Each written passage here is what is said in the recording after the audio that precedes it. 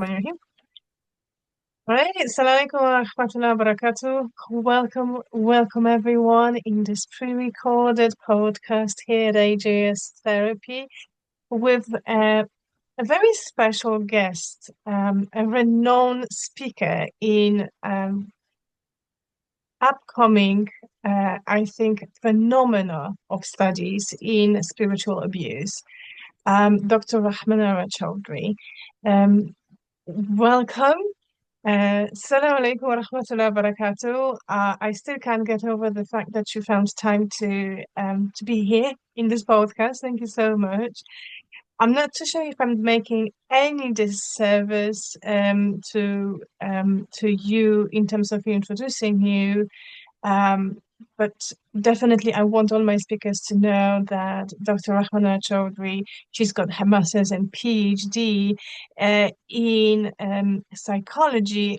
However, her specialty, her expertise are located in domestic violence and spiritual abuse. She's also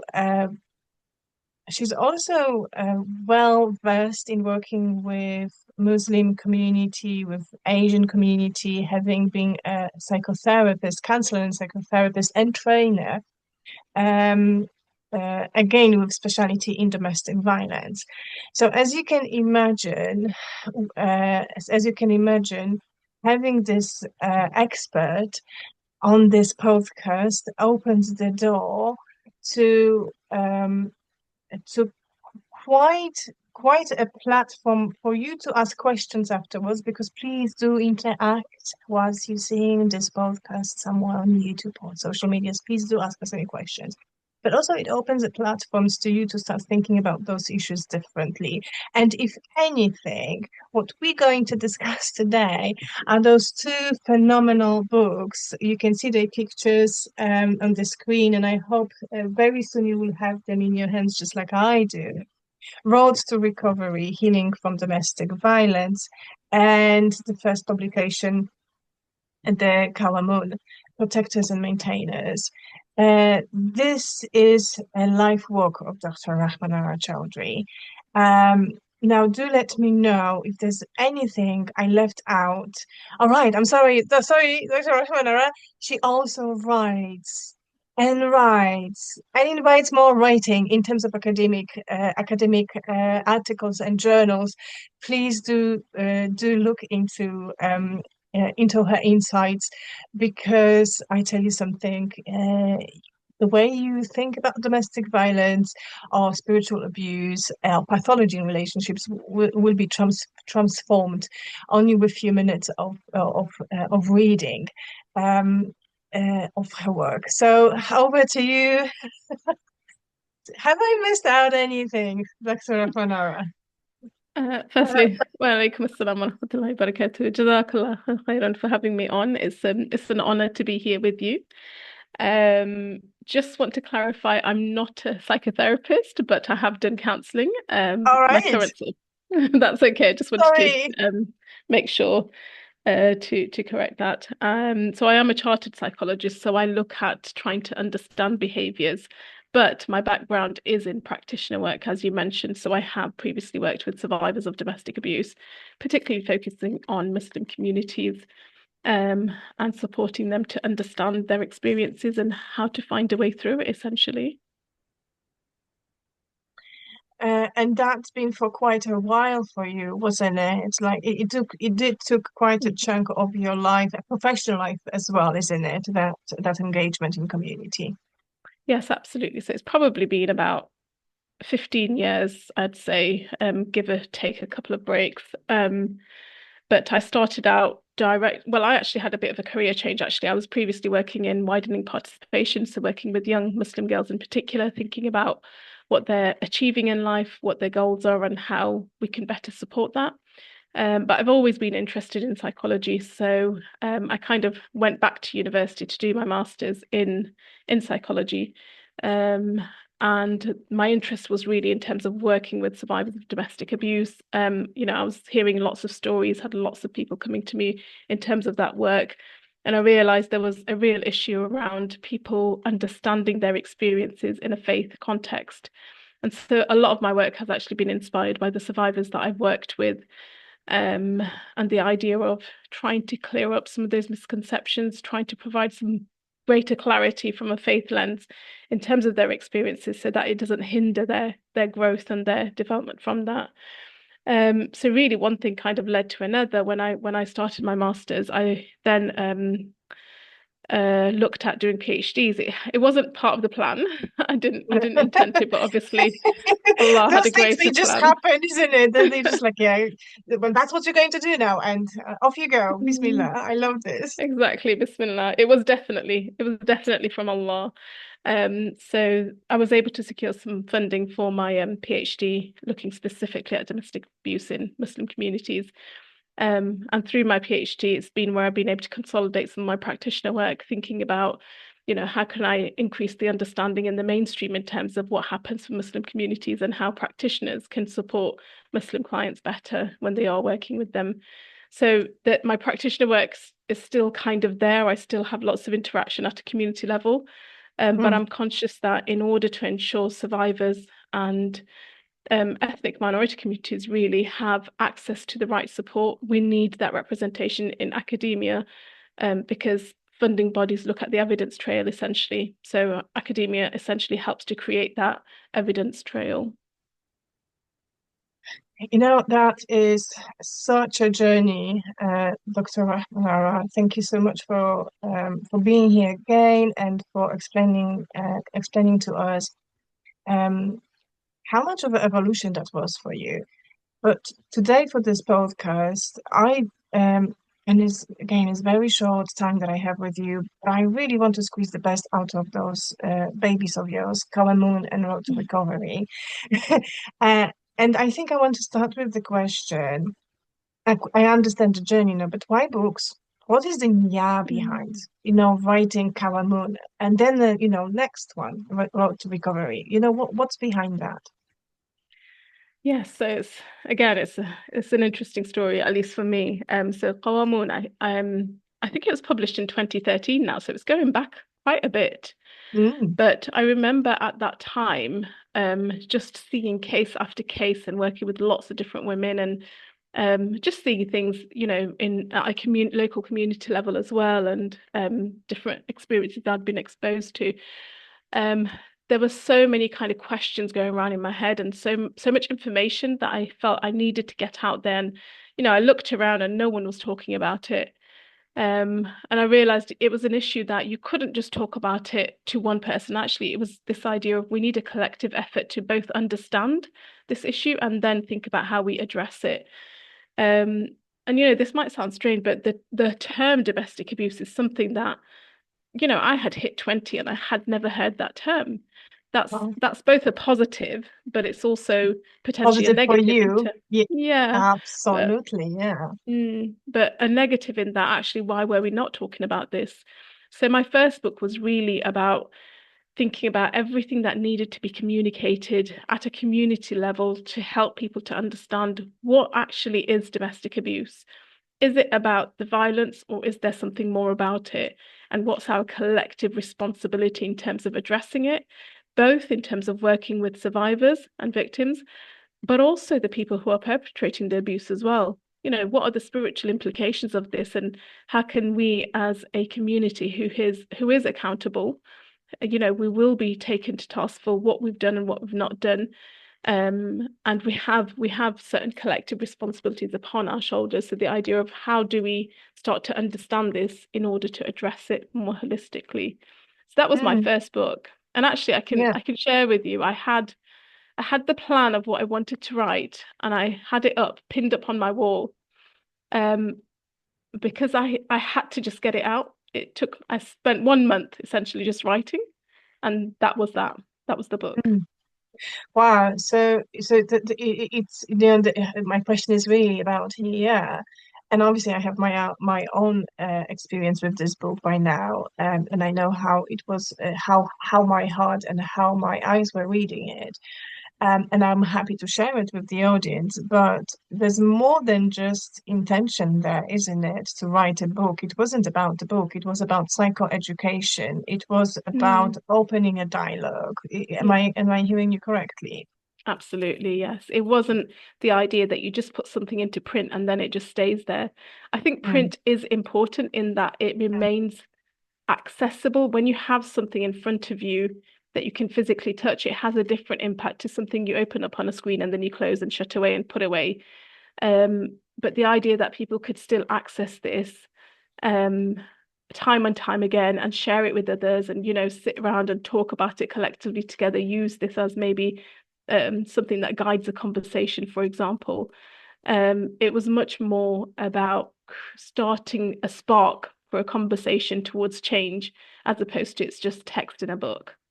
mm. There's something more to this book. I mean, everyone will have their own relationship with this book, and please do read The Qawwamoon, Protector and Maintainers, everyone who's listening. But to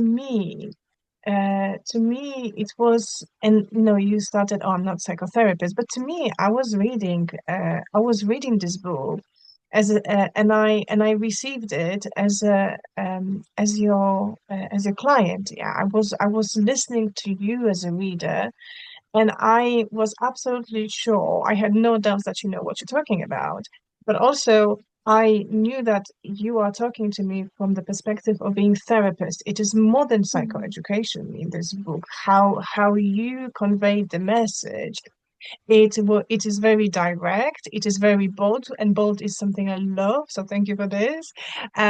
You broke a few taboos over there, and you definitely made sure that your reader, and you've decided in both of you both that your reader will be she, but it's obviously we know that domestic violence or affects not only females, males, including in our community as well, Mhm.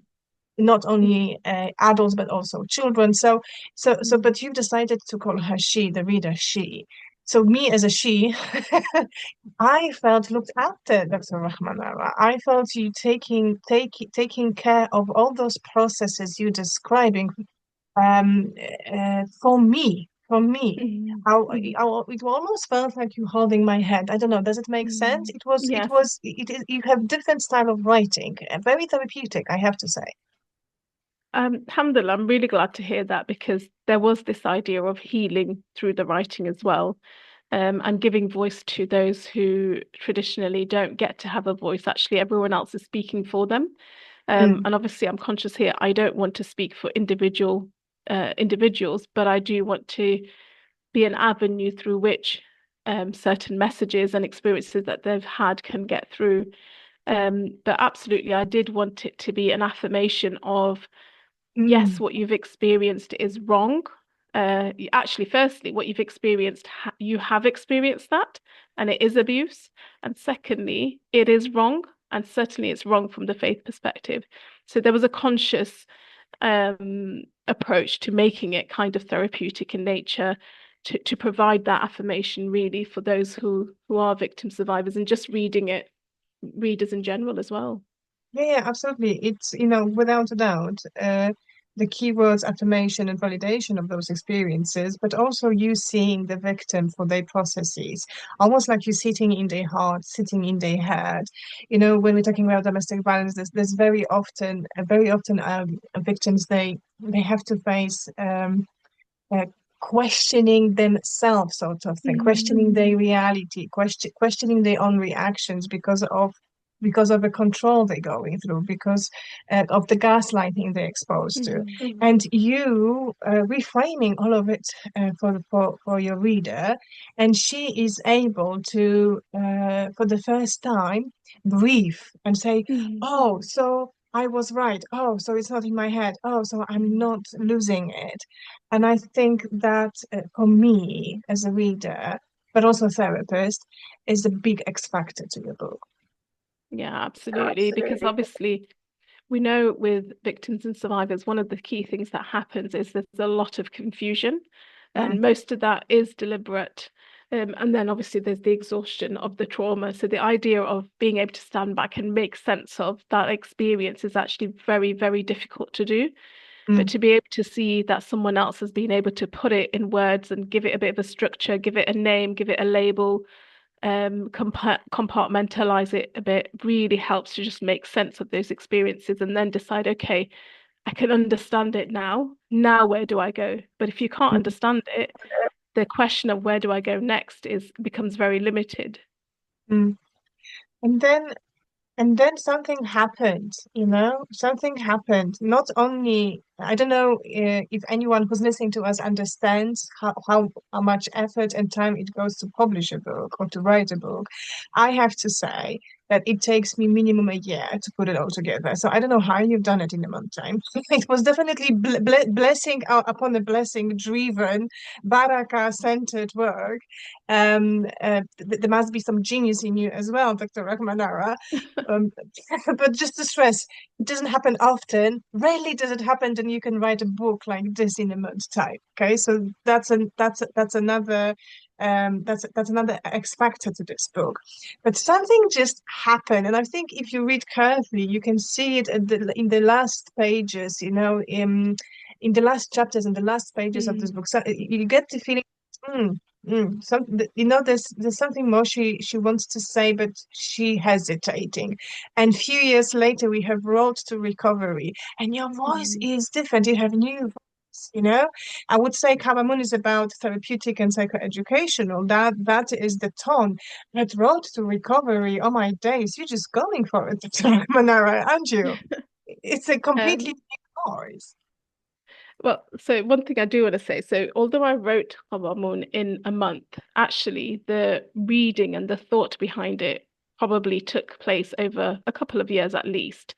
There you go. Um, and in my practice as well. So it's the idea of actually it doesn't just happen overnight. There's things Mm, that happen prior to it. But the writing aspect, that was the one thing where if I didn't get it out of my head, then I'm not sure where it would have gone. bless you. And then, yes, so with Road to Recovery, I was working at that time. I was working with an organization in Birmingham and I was working directly with survivors. And what had happened was I'd actually developed a faith-informed recovery program because of what I had been seeing. So this Mm, was a 6-week program where I was working every week for a few hours with a small group of survivors, 2 different locations. And we were going through the journey of first of all, understanding what that experience of abuse actually was, how to make sense of it, and then what does it mean now in terms of overcoming that and working towards healing. Obviously, within that, recognizing that healing is a very personal journey and it looks different for every single person.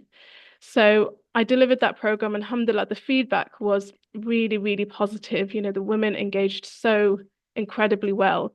And I had comments like, some of the women were saying, I've been to mainstream survivors for 5, 10, 15 years, and I've never been able to get these answers. And these were the answers I needed mm, just to help me make sense of it and move forward. But without those answers, because it's so rooted to my faith identity, I can't move forward unless I have these answers.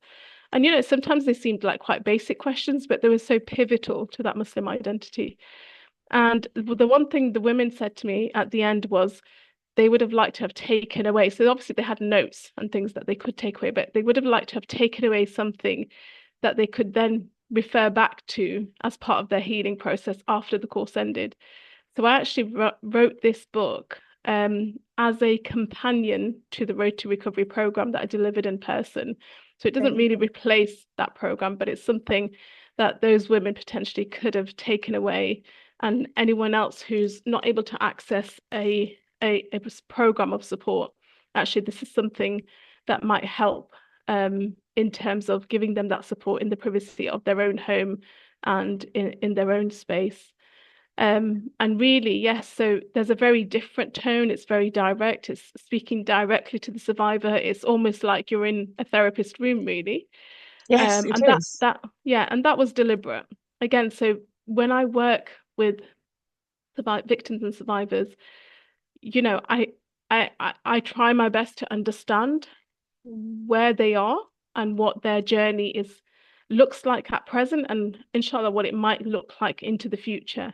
So essentially, the book is about being there on that journey with everyone who reads it and trying to help them see where they've been, where they are, and where they might go in the future. So that's why Mm. it's got that direct kind of communication.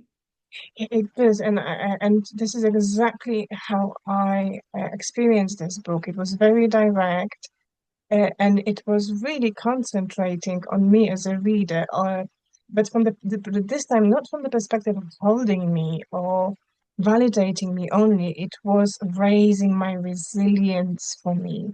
It was rebuilding my self-esteem. It was rebuilding my strength, which was always there. And even in that Mm, book, you're proving to each and every survival, look, you've been strong all this time. Let me prove you. mm, You think you haven't? Let me prove you. How about this? How about that? And again, you're being bold, you're being straightforward, but also you're being so emancipated, so brave to leave behind all the taboos that we still dealing with in this community. Why things are not changing in this community the way they should, as quickly as they should, I don't know. But you're even putting fingers at mothers, who are very often joining the abusive sons. Sometimes it's daughters as well. That's why I've mm, stopped. And you you're doing something that there's many books about domestic abuse, about violence, about pathologies of relationships, but not all of them they combining it as you combined it here in Roads to Recovery, meaning you're doing something very, very unique to me, to my opinion, meaning you are validating the fantasy of every abuser, of every woman in relationship, meaning he will change. mm, I see his potential. He's not a bad guy. Um, and it's not about just giving excuses. It is about genuine hope, genuine prayer that for the sake of children, for the sake of what we had, for the sake of what we used to wear, for the sake of this potential in relationships, in you, but also for the sake of my needs as an individual, I need to move forward in my life. I really hope you're going to change. And you're sitting down in each and every chapter with this fantasy and you say, look, let me be honest with you. If this is what you're experiencing, now let me show you what you should be mm, experiencing.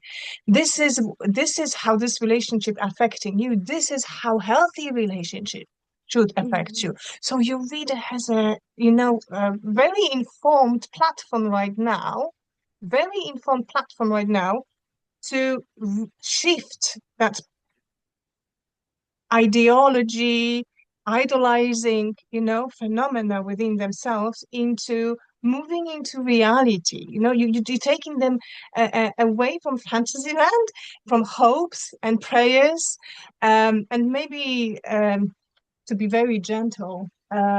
In a sense, you're moving them into maturity. You're taking them by hand and saying, "Look, this is the reality. Let me show you what healthy relationship is." And not many books can do that for reader. This book definitely does. That's interesting, isn't it? When we look at our communities, actually, we don't talk about what a healthy relationship is. Mm, We assume that what we see around us, that's what relationships are. But mm, actually, there are so many forms of healthy relationships, and you only have to look at the prophetic example and think about mm, the Prophet ﷺ and his relationship to his wives. Like yes, there was equity, but there was difference in terms of the what those relationships actually looked like, and he had different boundaries and different types of relationships with his wives. And so this idea that there's a spectrum and there are lots of things that play into that spectrum, but if no one's ever had that conversation with you, or if you've never had the opportunity to think about those and reflect on those, then you're not going to know. And if you've been told there is only one way and this is the way, regardless of how much it harms you, it becomes very, very difficult. But yes, this idea of it's almost, I would say, spiritual autonomy, recognizing that we're all on our way back to Allah. Essentially, that's our anchor in life. We are on our way back to Allah, and our marital relationships are supposed to support us in that. if they start to hinder us in that, then there's a problem there, and it's actually quite a serious problem. So just supporting individuals to understand, how do you discern between what is healthy and what's not healthy in relation to what our anchor in life is, because everything else in life is fleeting, everything else is temporary. The thing that is staying the same is the fact that we are on our way back to Allah. So it's a case of how can we utilize that in a positive way to help understand all these different experiences and then help us to make those decisions in terms of how we move forward. So even in terms of, you talked about this idea of fantasy. So I'd probably rephrase it slightly to say, none of us go into a marriage thinking we're going to get divorced. We go into it fully thinking that, this is my life partner and this is the person who I'm going to be with and build a family with, and that's it. You don't really think outside that box. So Mm, the idea of, you put your hopes and wishes and dreams and akhirah goals into that marital and family life. So when it comes to then thinking, oh my gosh, actually, maybe this isn't going to work out, that can be a real mm, shock to the system. So it's a mm, case of, well, how do we start to understand, what do we do in this kind of situation? Because it's such a heavy decision to make. And mm, the key thing is recognizing that Allah gives us that choice, that autonomy, and that those who are perpetrating abusive behaviors, actually, they can change. Allah has told us all of us are capable of change as long as we choose it. If we choose it, if we start to demonstrate that we have regret about the things that, we made mistakes over, if we make up for the wrongs that we have done, and if we start to have those consistent efforts and behaviors towards that positive change, then, those are the things that can help us to understand, okay, is this something that is going to that I can still continue to invest in that will help in my akhirah, or actually is this something that's actually harming my akhirah? And that's the biggest question here, I think. mm. I like how you see it. You know,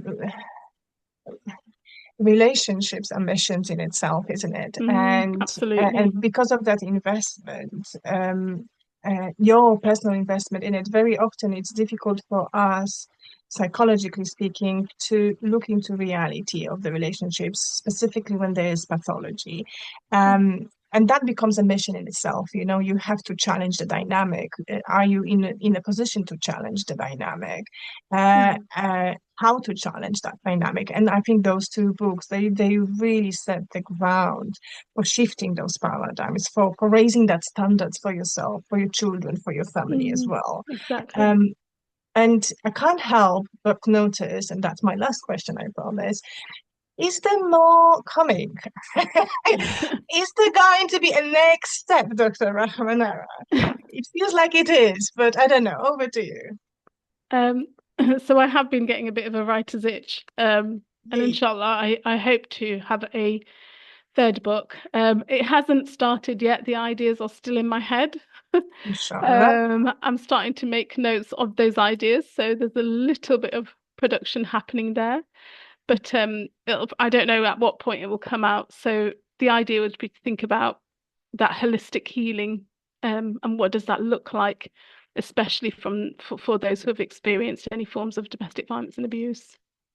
Oh, we can't wait. I mean, I can't wait. I will be your first reader. Mm. Thank you so much for this short but very informative meeting here at AGS Therapy Podcast.